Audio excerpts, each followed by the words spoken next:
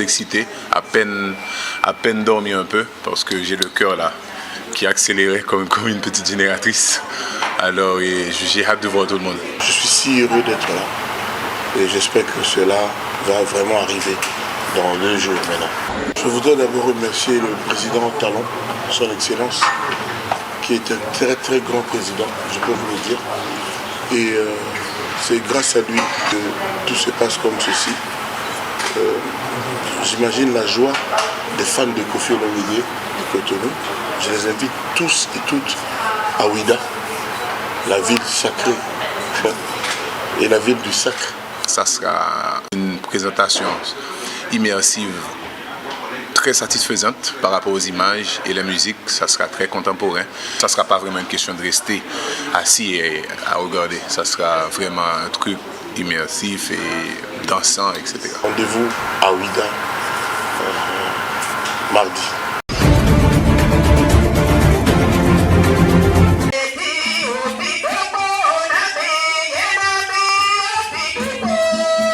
La fête de l'Épiphanie, la visite des 3 rois mages à Jésus est célébrée avec ferveur ce dimanche 7 janvier 2024 sur la paroisse Sacré-Cœur de Ouadon à Porto Novo.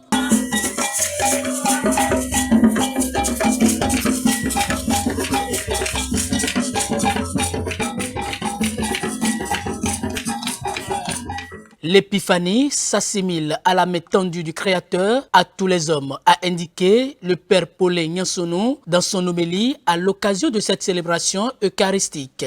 Mon homélie de ce jour fait ressortir l'universalisme, ou si vous voulez l'universalité du salut.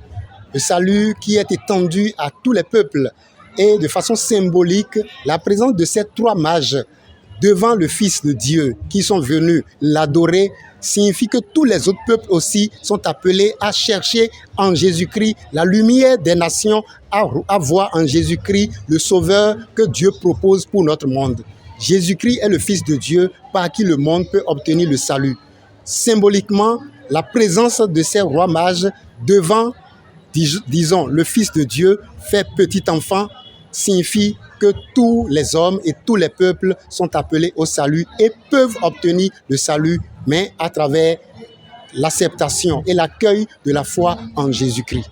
Selon les Saintes Écritures, les 3 rois mages Melchior, Gaspard et Balthazar ont été guidés par une étoile pour trouver l'enfant Jésus et lui offrir de précieux cadeaux d'or, d'encens et de myrrhe, des objets pleins de sens.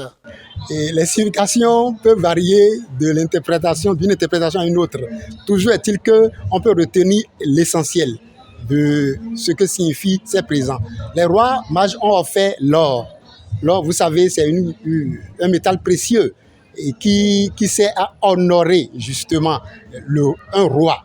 Et vous allez dans nos palais, vous avez d'abord la couronne même d'un roi est une couronne faite d'or, pour signifier clairement que effectivement ce petit enfant, il est roi.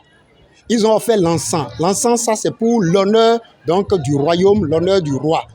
On brûle l'encens. Souvenez-vous qu'en Israël, le peuple d'Israël a l'habitude de brûler l'encens dans le temple. C'est pour honorer la majesté de Dieu. Pour honorer Dieu que le peuple d'Israël reconnaît comme le seul vrai Dieu. Alors ces rois mages ont offert aussi l'encens pour signifier que tous les honneurs, ou si vous voulez, à ce petit enfant revient tout honneur. Ça, c'est la signification de l'encens. Et la myrrhe, bon, comme nous le savons, la myrrhe sert à embaumer les corps, elle est odorifiante, et vous le savez. Donc, le petit enfant Jésus qui est roi, on peut l'utiliser pour ressortir, comment il va dire, sa dignité, sa majesté, à travers l'odeur de sa sainteté que représente cette myrrhe. Depuis 1922, une pièce de théâtre jouée le jour de l'Épiphanie réunit à Porto Novo des croyants de toutes confessions. Les acteurs montent sur scène chaque année pour annoncer la venue des mages dans la crèche où vient de naître le Christ. 2024 n'a pas fait exception à cette initiative du Père Francis Opierre. La particularité de cette fête à Porto Novo est que après les célébrations eucharistiques, il y a une représentation théâtrale qui retrace nous allons dire, le parcours de la naissance de Jésus-Christ et avec ce point fort qui est ressorti, qui est la visite des rois mages. Les rois mages, ce que nous célébrons aujourd'hui. Cette représentation théâtrale invite donc les peuples à retrouver dans ce petit enfant le sauveur du monde, le sauveur de l'humanité. Et la particularité ici à Porto-Novo, c'est que cette représentation théâtrale est vraiment la chose, je ne vais pas dire la plus intéressante, non, puisque la messe que nous avons célébrée est le sacrifice que nous offrons tous les jours et le plus grand sacrifice. Mais cette partie des représentations théâtrales dans nos paroisses attire pas mal de foule. Et elle a commencé avec le père Francis Opier, qui a reçu un accueil favorable du roi Ozono Medje de Porto-Novo, le roi de Porto-Novo en ce temps-là. Et cela, la tradition a été perpétuée jusqu'à nous et nous vivons aussi dans nos paroisses les représentations théâtrales. Et après la représentation théâtrale, il y a sur nos places publiques, dans les marchés, vous verrez les anges aller dans les marchés, toujours dans le prolongement de l'annonce de cette bonne nouvelle qu'un sauveur nous est né. Et il y a les rythmes traditionnels, les danses traditionnelles avec les pagnes nouées à la ceinture, à la taille par les hommes, toujours pour célébrer la naissance merveilleuse de ce sauveur, Jésus-Christ, le Fils de Dieu, que nous célébrons et dont nous célébrons aujourd'hui la manifestation. Au terme de la pièce de théâtre, la fête se poursuit dans les quartiers, les marchés et en famille. Occasion pour des groupes de musique traditionnelle de semer la joie au sein de la communauté.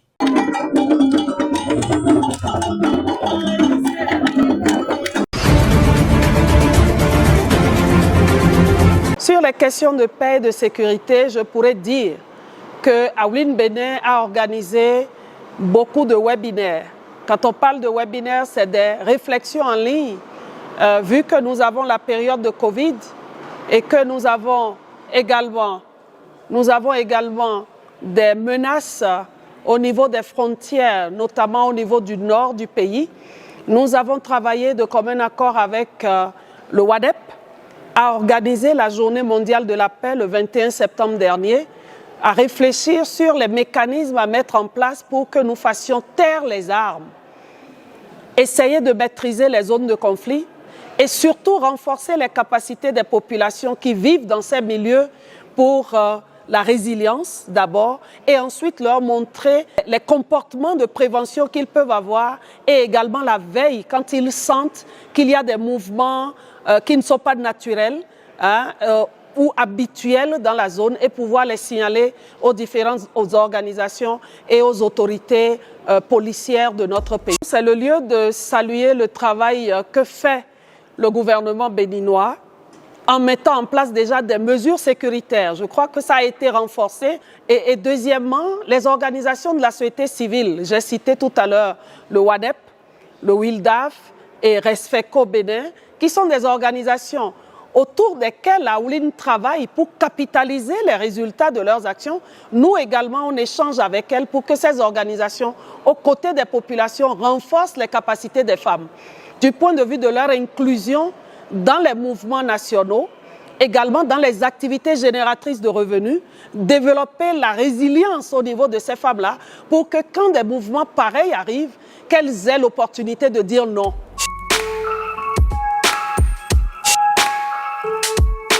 De 7%, nous sommes passés à 26,6% de femmes qui siègent au Parlement aujourd'hui. Mais nous disons que ce n'est pas encore suffisant. Pour nous, Aouline, le plaidoyer est d'avoir désormais plus de femmes, non seulement dans les instances de prise de décision au niveau central, c'est-à-dire au Parlement, au gouvernement, mais nous voulons les avoir également au niveau local. Donc, le travail qui se fait actuellement, c'est de voir comment nous pouvons travailler avec le gouvernement à négocier pour que cette même loi vienne au niveau local. Mais quand je prends les cercles d'échanges, de négociations sur les questions de paix et de sécurité, les femmes sont en nombre très infime dans ces milieux-là. Quand je prends notre sous-région ouest africaine aujourd'hui, je sors de la salle où un certain nombre de recommandations ont été faites. Il faut qu'on implique davantage les femmes dans ces mécanismes de négociation et également dans ces processus de prévention de conflits dans nos milieux.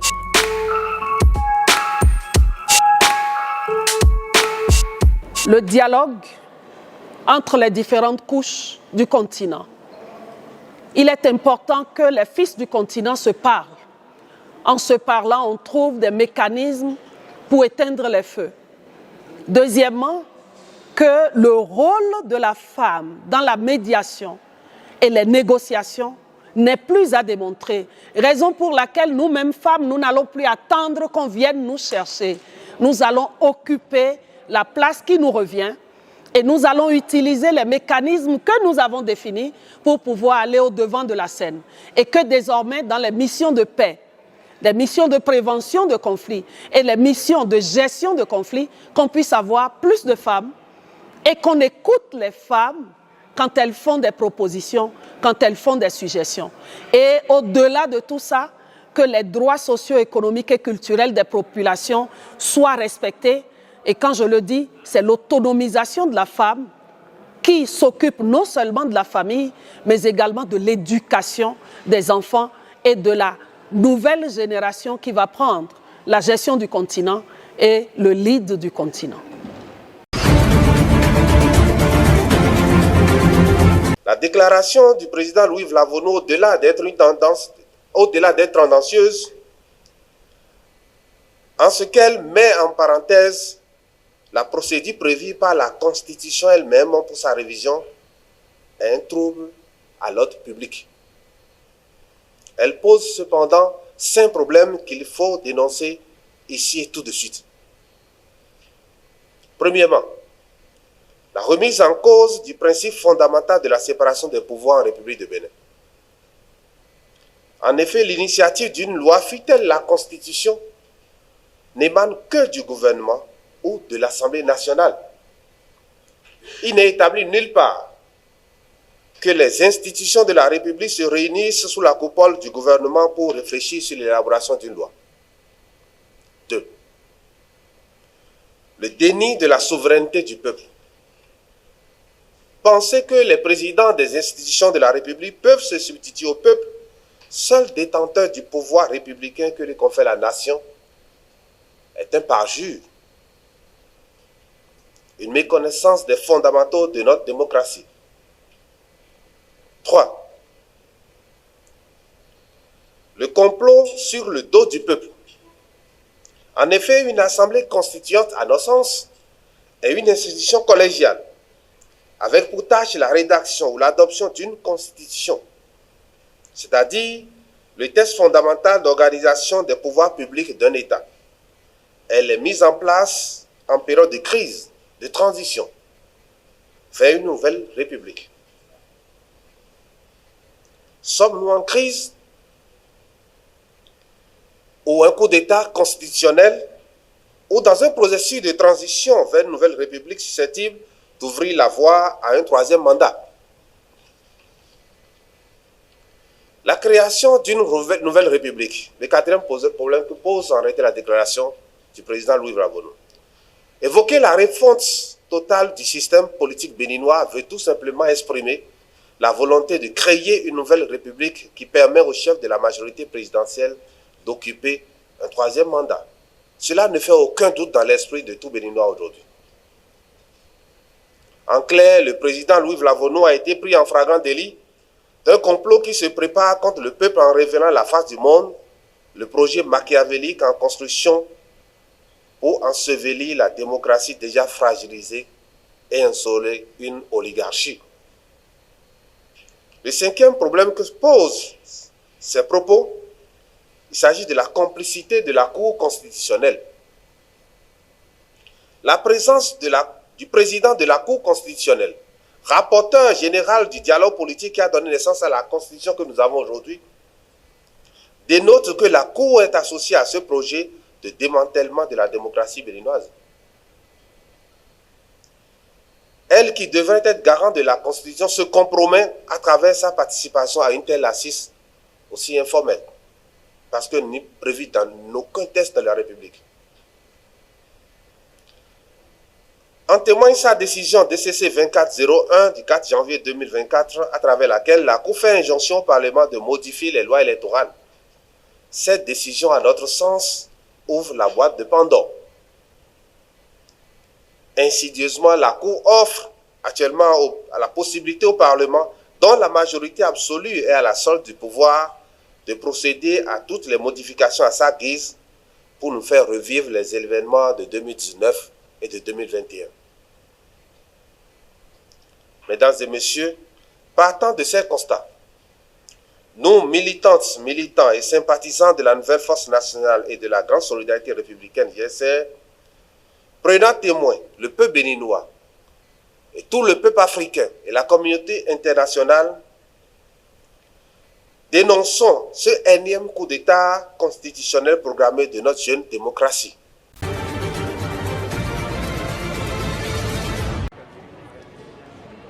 La suppression des visas d'entrée au Kenya est effective depuis le 1er janvier.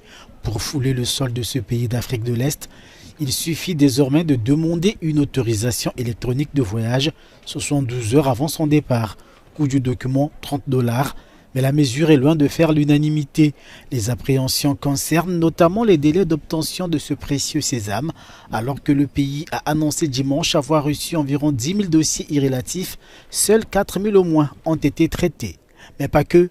La nouvelle disposition pénalise des ressortissants de plusieurs pays qui étaient jusqu'ici exemptés de visa pour la destination Kenya. Désormais, ils doivent obtenir l'autorisation électronique de voyage. La suppression des visas initiée le mois dernier visait à donner un coup de fouet au tourisme local. Le Kenya veut multiplier par 200 le nombre de touristes afin d'atteindre 4,5 millions de visiteurs d'ici à 2027.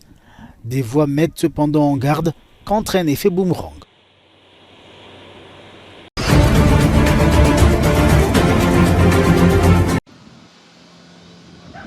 Les corps sans vie et brûlés de 4 combattants noirs pour la liberté avaient été retrouvés en 1985 en Afrique du Sud, alors sous le régime d'apartheid. Les victimes faisaient partie des Crack Docs. Vendredi, la justice sud-africaine a décidé de sortir ce dossier des tiroirs afin d'élucider les circonstances de ce drame et établir les responsabilités éventuelles. L'affaire avait été traitée par la Commission Vérité et Réconciliation mise en place en Afrique du Sud fin 1990. Mais malgré le refus de la commission d'amnistier les membres des forces de sécurité qui avaient fait leur mea culpa, le dossier n'a connu aucune évolution de sa réouverture. Problème, 39 ans après, les suspects ne sont plus de ce monde. Plusieurs affaires datant de l'époque de la ségrégation raciale en Afrique du Sud attendent toujours la manifestation de la vérité.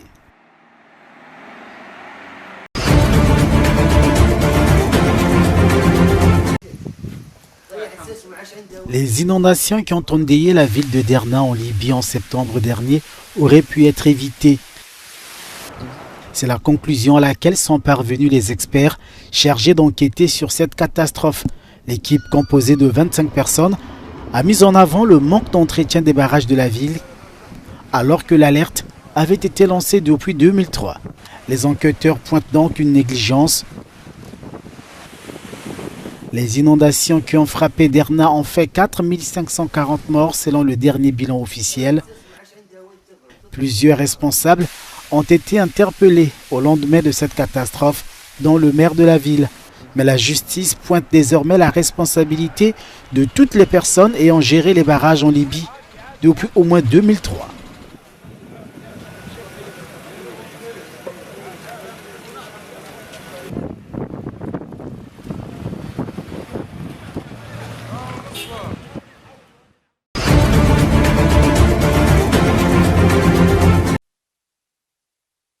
Après un incident sur un vol d'Alaska Airlines ce vendredi dernier, Boeing et les régulateurs américains ont autorisé l'inspection de 171 avions 737 MAX 9. L'appareil, qui transportait 171 passagers et 6 membres d'équipage, était alors à près de 5000 mètres d'altitude lorsqu'une porte d'évacuation de 27 kg s'est détachée, entraînant un atterrissage spectaculaire mais sans pertes humaines. En conséquence, les compagnies aériennes et les organismes de sécurité du monde entier ont immobilisé certains Boeing dans l'attente des inspections. Cet incident représente un nouveau défi pour Boeing, déjà plongé dans une série de retards de production, entravant sa relance depuis l'arrêt prolongé du 737 MAX en 2019. Ce lundi, les actions de Boeing ont chuté de plus de 7%, impactant son fournisseur Spirit AeroSystems, en plus de l'annulation de vols pour les compagnies Alaska et United Airlines.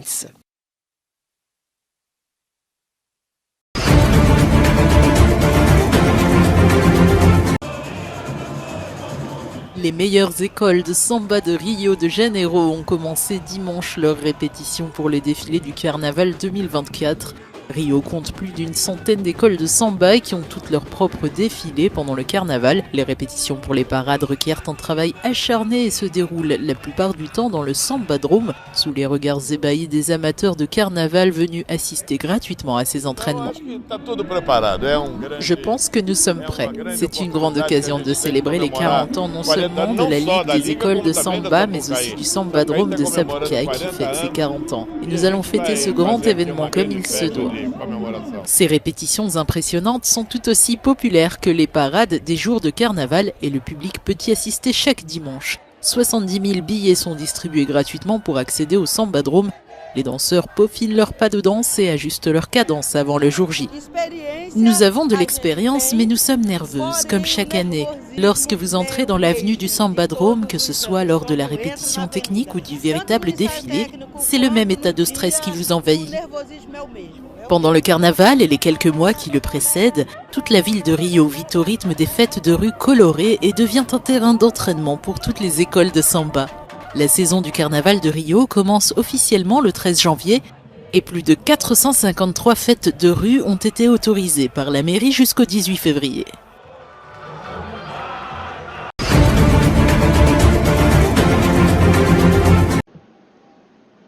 Le président égyptien Abdel Fattah el-Sisi a rencontré son homologue palestinien Mahmoud Abbas au palais fédéral du Caire lundi. Selon l'agence de presse palestinienne Wafa, les dirigeants se sont entretenus au sujet des derniers développements en Cisjordanie occupée et dans la bande de Gaza, soulignant la nécessité de mettre fin à l'offensive israélienne contre le peuple palestinien. À Gaza, l'hôpital El-Aqsa est débordé. Le coordinateur des équipes d'urgence de l'Organisation mondiale de la santé, Sean Casey, alerte sur la situation dramatique du système de soins dans l'enclave palestinienne. Je suis à l'hôpital El-Aqsa, au centre de Gaza, dans le service des urgences, où l'on soigne plusieurs enfants, à même le sol, et sur un brancard derrière moi. Les médecins réclament un scalpel et des tubes thoraciques. De nombreuses personnes ont afflué à la suite d'une explosion. Un enfant est malheureusement décédé et son corps n'a pas été identifié. Comme vous pouvez le voir, la situation est chaotique. À Deir el-Balah, dans le centre de Gaza, plus de 600 patients de l'hôpital El-Aqsa ont dû quitter les lieux face à l'intensification des hostilités. La veille, le personnel de Médecins sans frontières avait évacué ce même hôpital. Plus de 22 800 Palestiniens ont été tués et plus de 58 000 blessés depuis le début de l'offensive israélienne sur Gaza, selon des estimations du ministère palestinien de la Santé, qui précise qu'environ 2 tiers des personnes tuées sont des femmes et des mineurs.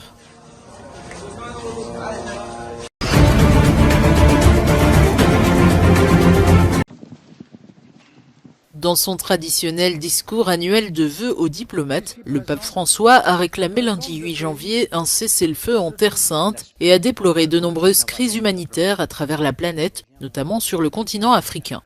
En tournant notre regard vers l'Afrique, nous témoignons de la souffrance de millions de personnes en raison des nombreuses crises humanitaires que connaissent plusieurs pays subsahariens, du fait du terrorisme international, de problèmes sociopolitiques complexes et des effets dévastateurs du changement climatique. À cela s'ajoutent les effets des coups d'État militaires qui ont eu lieu dans plusieurs pays, ainsi que certains processus électoraux marqués par la corruption, l'intimidation et la violence. Le souverain pontife a dressé la liste des voies à emprunter en faveur de la paix, thème central de son intervention, insistant sur la nécessité de garantir la mise en place d'un processus démocratique par la voie des élections. Des scrutins multiples devraient se jouer cette année dans 68 pays. L'année 2024 sera marquée par la tenue d'élections dans de nombreux pays. Les élections sont un moment essentiel dans la vie de chaque pays, car elles permettent aux citoyens de choisir leurs dirigeants en assumant leurs responsabilités. Le pape a appelé les ambassadeurs à mener une politique de désarmement ainsi qu'à la création d'un fonds mondial pour éradiquer la faim dans le monde et permettre le développement durable de la planète.